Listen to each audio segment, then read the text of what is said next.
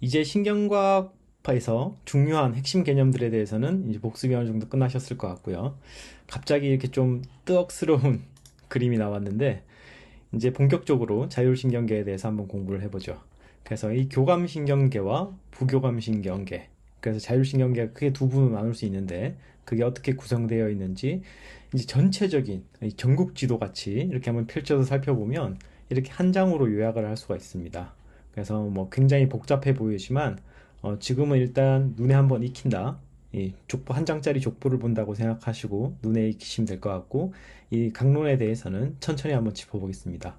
그래서 일단 이 크게 봤을 때 우리가 하나 눈여겨봐야 될 것은 이 브레인이 있고 이 척수가 쭉 내려오는 이 구조에서 결국에 뻗어나오는 말초신경계의 형태로 자율신경계가 구성이 되는데 이 교감과 부교감으로 둘을 나눌 수 있고 이 재미있는 거는 이 레벨을 봤을 때 이 교감신경계는 이 중간 부분 척수에서 이 T 레벨부터 시작해서 소락시 레벨부터 시작해서 요추 레벨까지 흉추부터 요추 레벨에 해당하는 이 부분에서 신경들이 출력이 돼서 나가서 장기로 가고 있습니다. 그리고 이 부교감 신경은 물론 이렇게 둘로 나눠서 그렇지 실제로 한 몸에서 이렇게 나가겠죠. 이게 둘을 그냥 분리만 시켜서 그린 겁니다. 부교감 신경은 반대로 이 중간에 있는 게 아니라 이 위쪽과 아래쪽 여기서 봐야 되겠네요. 이 위쪽 여기는 정확히 얘기하면 척수 레벨이 아니라 그 위에 뇌에서 나오는 뇌신경들로 나와서 가지들이 뻗어나오고 있고 그리고 일부는 이 아래쪽 이 천추 쪽이죠. 세크랄 레벨에서 시작해서 척수 쪽에서 가지가 뻗어서 나와서 장기로 가고 있고 우리가 앞에서 공부했던 것처럼 이 장기들의 두 개 다 이너베이션을 받는 두 개 다 연결된 장기들이 대부분 다 있습니다. 그리고 이 중에서 좀 특이한 친구들이 지금은 눈에 잘 들어오지 않으시겠지만 좀 특이한 친구들이 몇 개가 있는데 그것들은 이제 뒤에 지나가면서 나올 테니까 지금은 일단 눈에 바를 때 이렇게 구성이 되어 있는데 이 교감신경은 이 가운데 쪽에서 주로 뻗어 있고 부교감신경은 위와 아래에 이렇게 뻗어 있구나 이렇게 이해를 해주시면 되겠습니다. 이 그림은 다시 한번 더 볼 기회가 있을 겁니다. 그럼 조금 더 세부적으로 나눠서 이 해부학적 특징을 한번 살펴보면 이 자율신경계에는 굉장히 재미있는 부분이 하나가 있는데요. 일단 이 중추신경계에서 뻗어나가서 이 작용기까지 닿는 과정에서 한 번에 갈 수도 있는데 굳이 중간에 한 번을 거칩니다. 그래서 이 중추신경계, 그러니까 뇌나 척수에서 어떤 핵심을 담당하는 친구가 하나 있겠죠. 신호를 전달해주는 그 친구가 나가서 누군가 뉴런을 하나 거치고 그 다음에 작용기로 가는 이렇게 중추와 장기 사이에 두 개의 뉴런으로 구성되는 형태를 띱니다.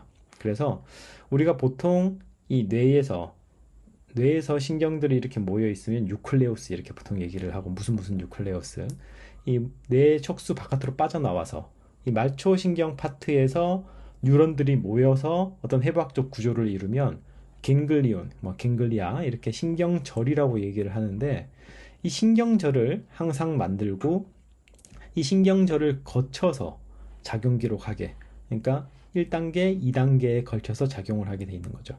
딱 한 가지 예외가 있긴 한데 이 부신 수질로 가는 경우가 다르긴 한데 그 부분은 뒤에서 자세히 나올 테니까 아주 예외적인 경우니까 한 번 더 그때 설명을 드리고 일단 지금은 앞에서 봤던 그 복잡한 그림에서 다 뜯어보니까 공통적인 요소가 하나 있는데 이렇게 신경절을 밖에서 하나 만들면서 결국엔 여기가 뇌가 아니면 척수가 되겠죠. 이 중추에서 한 번 가서 그 다음에 다음 뉴런이 최종 작용기로 가는 이 투 스텝에 걸쳐서 가더라. 그리고 이 신경절을 기준으로 하기 때문에 이 앞쪽에 있는 뇌나 척수에서 뻗어나오는 이 뉴런들을 절전 뉴런 그리고 여기서부터 작용기까지 가는 이 평활근이나 아니면 뇌 분비샘이나 뭐 심근 이쪽으로 가는 이 신경절에서 시작해서 가지를 뻗는 이 뉴런들을 절후 뉴런이라고 한다. 그래서 이 개념들을 꼭 기억해 주시면 좋겠습니다. 이 개념을 확실하게 이해를 해야 뒤에서 나오는 여러 가지 특성들을 좀 더 쉽게 하실 수가 있습니다. 그럼 이제 이 기본적인 공통적인 구조를 가지고 교감신경과 부교감신경으로 나눠서 조금 더 특징을 살펴보죠. 일단 아까 절전신경, 저루신경 이 개념을 강조를 드렸었는데 여기에 맞춰서 우리가 특성을 몇 개 더 살펴볼 수가 있습니다. 그래서 일단 교감신경계부터 살펴보면 교감신경계에는 이 절전뉴런, 저루뉴런이 역시나 있고 특히 절전뉴런이 프리갱글리오닉 뉴런이라고 보통 얘기를 하는데 얘들은 중추신경계에 있다 말씀을 드렸죠. 그래서 우리가 아까 봤던 그림이 얼핏 떠오르실지 모르겠지만 제가 교감신경들은 특이하게 이 T레벨부터 L레벨까지 이 척수의 중간 부분에 있는 곳에서 뻗어나온다. 이렇게 그림을 설명을 드렸었는데 그래서 척수 분절로 살펴보면 T1에서 L2 레벨 거기에서 신경 분지들이 뻗어나옵니다. 우리가 흔히 신경근 이렇게 뻗어나오는 그 레벨들을 보게 되는데 그 레벨들을 얘기하는 겁니다. 그래서 이 교감신경계의 절전 뉴런들은 이렇게 중간 파트에서 뻗어도 나오고 그리고 조금 특이하게 이 척수 잘라놓은 모양이 기억나실지 모르겠는데 거기에서 이렇게 중간 부분에서 가쪽 영역 이것도 뒤쪽에 그림을 한 번 더 보여드리겠습니다. 그래서 가쪽 영역에 얘들이 1.5로 쫙 모여 있습니다. 아까 T1부터 L2 레벨에 모이는 것처럼 이 위치적으로도 기둥처럼 쭉 모양을 구성을 하고 있어서 그래서 척수의 회색질 가쪽으로 긴 기둥 모양의 구종을 형성하고 얘들을 인터메디오 라테랄 이 위치상으로 인터메디오 라테랄 파트의 셀 컬럼 이렇게 기둥이라고 보통 얘기를 합니다.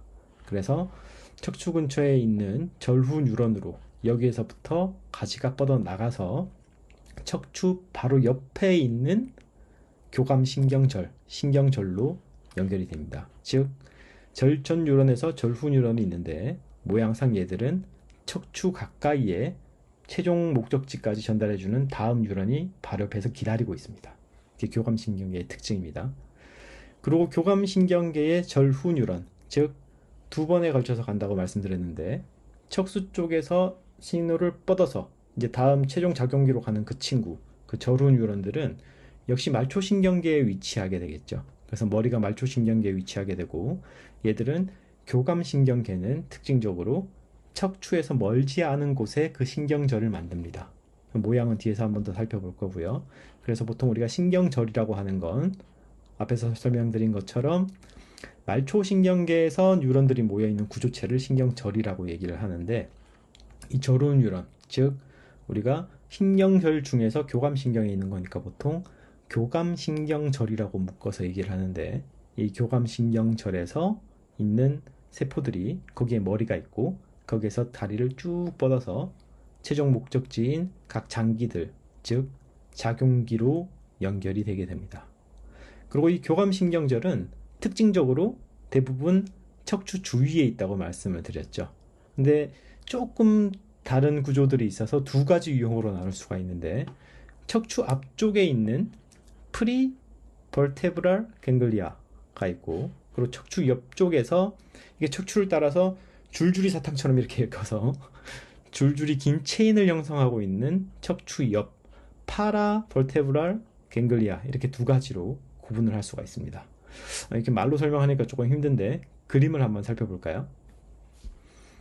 이렇게 보면 아까랑 조금 다르게 입체적인 그림을 하나 가져와 봤습니다. 그래서 뇌가 있고 척수가 있는데 자 특징적으로 여기에 있는 가운데 영역 T1부터 L2까지 레벨에서 가지가 뻗어 나온다고 했고 여기에 절전 뉴런들 즉 중추신경계에서 최종 아웃풋을 담당하는 뉴런들이 여기 들어가 있겠죠. 그래서 여기 들어가 있는 친구들이 가지를 뻗는데 한번 거쳐서 전달이 되는데 거쳐서 전달되는 친구들이 바로 근처 척추 바로 근처에 있고 그래서 이렇게 쭉 체인이 있고 실질적으로 양쪽으로 있습니다. 그래서 한쪽만 이렇게 있는 게 아니라 척추가 제 머리가 척추라고 하면 양쪽으로 줄줄줄줄 이렇게 엮여서 두 갈래로 뻗어 나가서 각 장기에 가는 구조로 되어 있습니다. 그리고 이 그림상으로는 옆에 있는 것처럼 보이지만 여기 있는 이 세 가지 친구들이 아까 앞에서 봤던 척추 앞쪽 방향에 실제로 위치한 요런들이 되겠고 신경절이 되겠고 이 신경절들은 실질적으로는 조금 더 척추와 떨어져 있으면서 복강 안에 있는 형태를 띠게 됩니다. 그래서 교감신경절은 이렇게 줄줄이 있는 구조 아니면 이 복강 안에 척추 앞쪽 방향에 있는 구조, 이렇게 크게 두 가지 유형으로 나눌 수가 있고, 해부학적으로. 그리고 이 구조물들은 여기서 보면은 이 체인에 연결된 거 아니에요? 라고 할 수 있겠지만, 이 그림을 좀 자세히 보면 여기서 뻗어 나와서 한 번, 두 번, 역시 투 스텝에 걸쳐서 가는 형태로 똑같이 띄고 있습니다.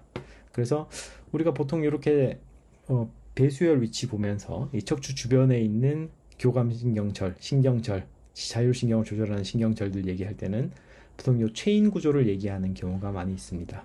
그래서 이 구조들이 교감신경들, 좀 더 위아래로 뻗어 있는 것 같지만은 실제로는 나오는 척추 레벨을 보면은 L1에서 T1에서 L2까지 중간 파트에서 뻗어 나와서 위아래로 길게 주렁주렁 이렇게 긴 목걸이처럼 체인을 만들고 있고, 여기가 마지막 작용기까지 전달되는 절후 뉴런들이 모여있는, 머리들이 모여있는 신경절이다.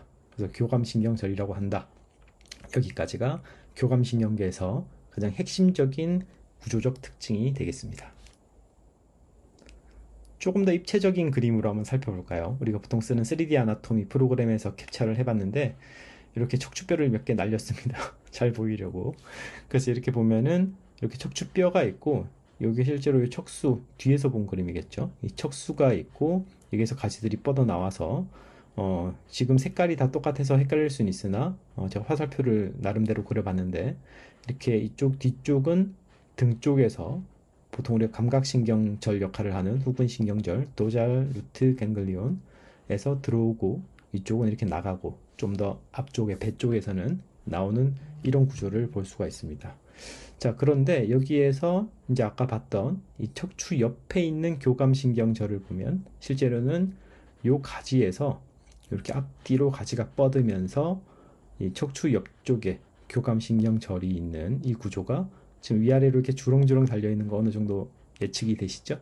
이렇게 척추 옆에 따라서 이렇게 주렁주렁 매달려 있는, 척추 바로 옆에 이렇게 붙어 있는 구조를 띠게 되고, 아까 봤던 복강 내에 있는 친구들은 조금 더 앞쪽으로 가서 척추 앞쪽에 위치한 형태로 해부학적으로는 구성이 되어 있습니다.